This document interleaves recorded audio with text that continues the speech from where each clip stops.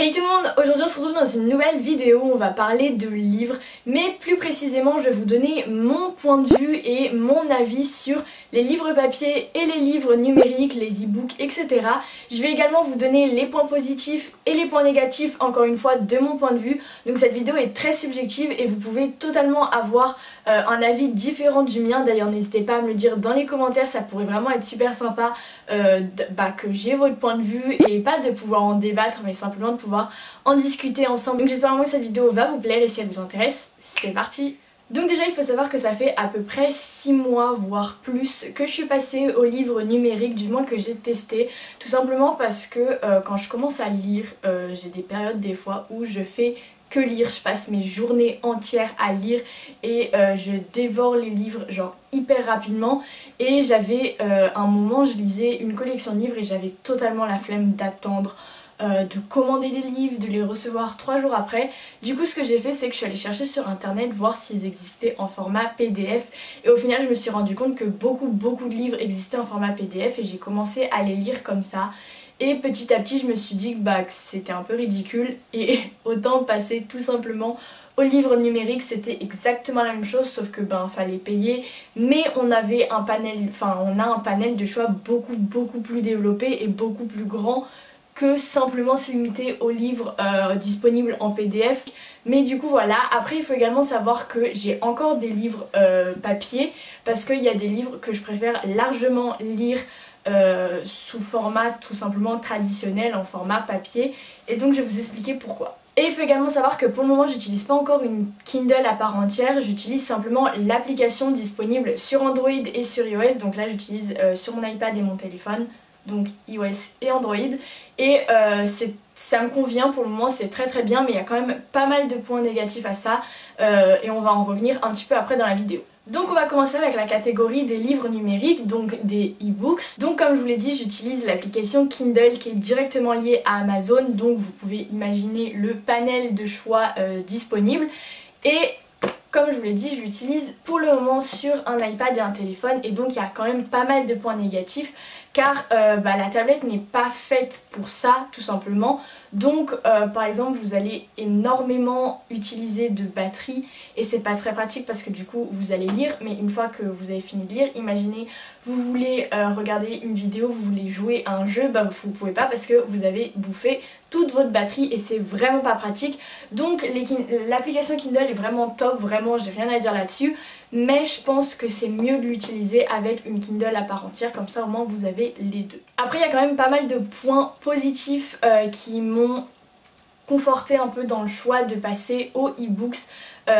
Déjà le fait par exemple vous partez en vacances, en week-end ou peu importe, vous avez simplement ça à emmener, donc soit votre Kindle, soit un iPad, un téléphone ou quoi que ce soit, mais vous avez un appareil à emmener et dans votre bibliothèque vous avez autant de livres que vous souhaitez. Vous pouvez en avoir 3, 4, 10, ça restera le même poids, la même quantité de tout simplement d'affaires, ça sera juste ça et vous avez juste ça à emmener pour avoir tous vos livres.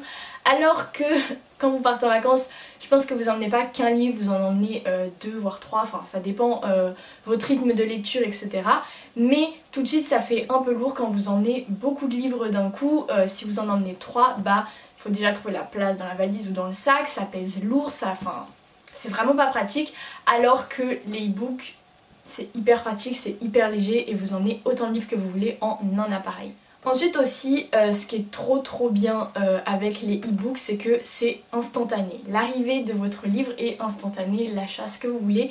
Donc c'est à dire par exemple sur Kindle, vous allez sur Amazon, vous achetez en un clic le livre que vous souhaitez et d'un coup en l'espace vraiment de 20 secondes il est disponible sur votre bibliothèque, alors que imaginons vous avez fini un livre et vous en voulez un autre, le temps de le commander, que ce soit sur Amazon, la Fnac, sur toutes les plateformes, vous allez avoir le temps vous allez devoir attendre le temps que le livre arrive chez vous par la poste, ou alors faut se déplacer en magasin et c'est pas du tout pratique, c'est pas rapide en fait, alors que les e-books comme je vous l'ai dit c'est instantané. Il faut également savoir que les e-books sont en moyenne et très souvent moins chers que les livres papier, donc vous allez peut-être payer 2, 3 voire 5 € moins cher que s'ils sont directement en livre papier, mais c'est déjà ça parce que si vous avez un débit entre guillemets de lecture assez rapide, que vous lisez très souvent, très régulièrement et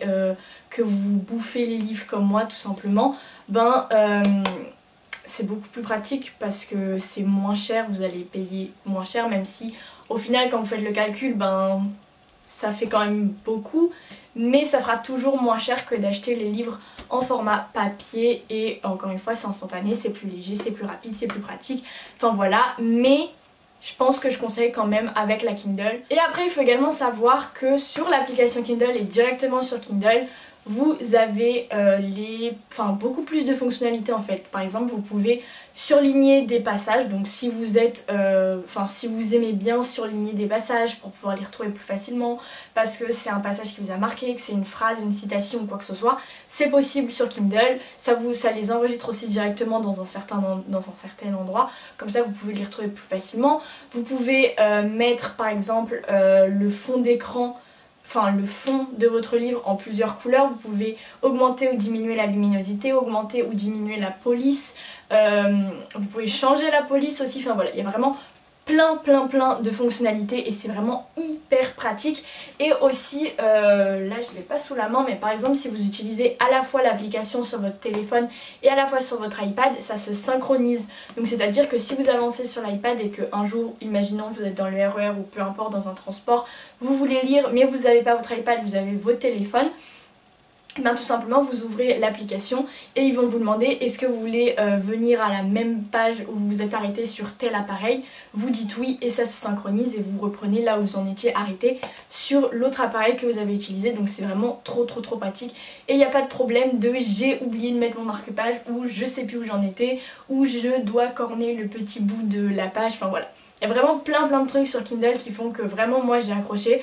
Après ça dépend vraiment des personnes parce qu'il y en a qui vont pas du tout apprécier lire sur les écrans, qui vont pas du tout apprécier le fait de plus avoir la sensation du papier original, etc. Donc voilà, ça dépend vraiment des personnes. Après il y a quand même pas mal de points négatifs à l'utilisation des livres électroniques, numériques. Déjà, comme je vous l'ai dit, l'authenticité du livre, le fait de le tenir dans vos mains, d'avoir le papier, l'odeur du papier des livres. Je sais pas si vous êtes pareil que moi, mais je kiffe vraiment l'odeur du papier.